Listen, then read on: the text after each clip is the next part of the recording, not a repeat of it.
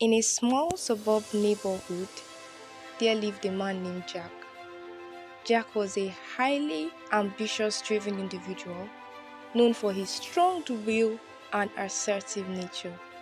So one day, the neighborhood decided to organize a community garden to bring the neighbors together and beautify the area.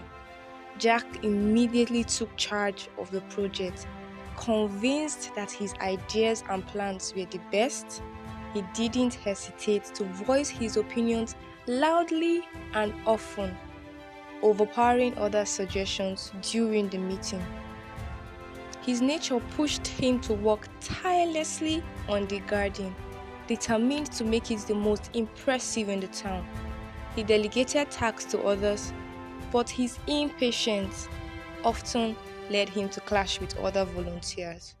While some admired his passion, others found him overbearing and difficult to work with.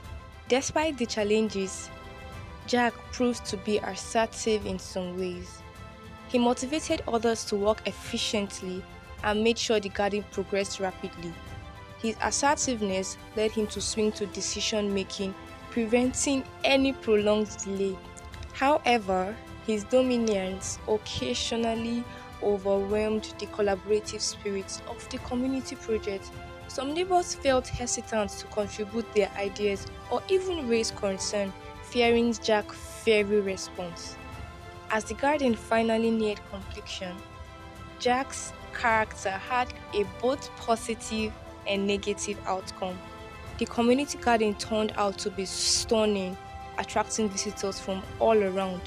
But still, the process had some neighbors feeling marginalized, leading to a mixed admiration and tension towards Jack. In the end, Jack's character left a lasting impression on the community, while his determination and leadership quality achieved remarkable results. It's a reminder to everyone of the importance of balance and sensitivity when working together as a team. The community garden became a symbol of his passionate and yet complex nature. You want to know what temperament this is? Don't go away. We'll be right back.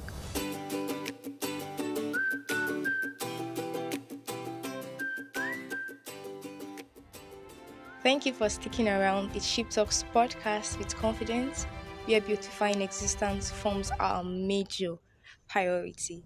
Judging from the story, Jack's character fits into no other temperament description than the Choleric Temperament. So that's basically the characters of the Choleric Temperament. Now, the Choleric Temperament is characterized by its assertiveness, ambition, and strong will nature. Individuals with choleric temperaments are natural leaders, that's right.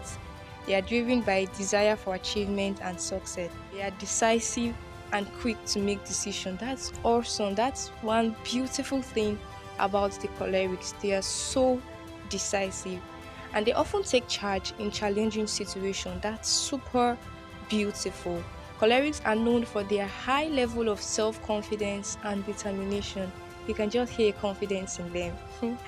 Okay, so they are so self-confident and they are so determined always. Like every time you meet them, they are self-confident and very determined.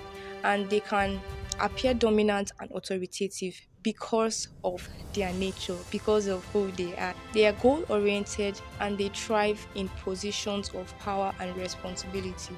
So if you really want to see the true potentials of cholerics, just put them in positions of power and responsibilities and watch them handle the rest. But however, cholerics may struggle with patience and they can be easily frustrated by inefficiency or lack of progress because they want everything to be done perfectly. Any delay or lack of progress frustrates them easily.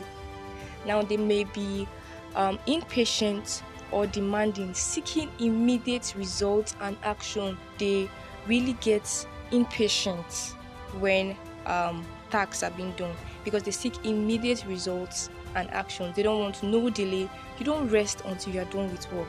In their personal relationship, cholerics can be fiercely loyal to their loved ones. but they may struggle with display of vulnerability or emotions. So they love people. I love the word fiercely loyal. They can be fiercely loyal, they can be so lovable, but they wouldn't want to be seen as weaklings. They wouldn't want to be seen as um, emotional. So they just get to put up this defensive attitude so people don't take them for weaklings, even though they love. They don't want it to be obvious. Well, they are super efficiency and productivity inclined, and they have challenges with understanding or empathizing with others who have different temperaments. They find it difficult to want to understand why someone is slow. They want to understand why someone is occasionally moody. So they find it difficult comprehending and understanding why other people act the way they do. That they find it difficult to empathize with people of other temperaments. They don't get, like, for real, we're doing this work, we have a 2 weeks deadline, and you guys are seeking for rest. You're saying you're not in the mood. You're saying let's take this little slow. What's wrong with all of you? So that's how cholerics are. So judging from the story, all Jack wanted was the goal of a beautiful garden to be achieved. So he brought suggestions, made decisions, and was actively involved in work. He hurt the feelings of others and stepped on the toes of others. But he didn't seem to care. As long as work was being done, that was all that mattered. So for the records, Jack wasn't trying to impress anyone. Neither was he trying to make a point. He was just being choleric. Well, in summary, choleric temperament is associated with leadership. They are assertive and they are strong-willed, and they always desire to achieve success.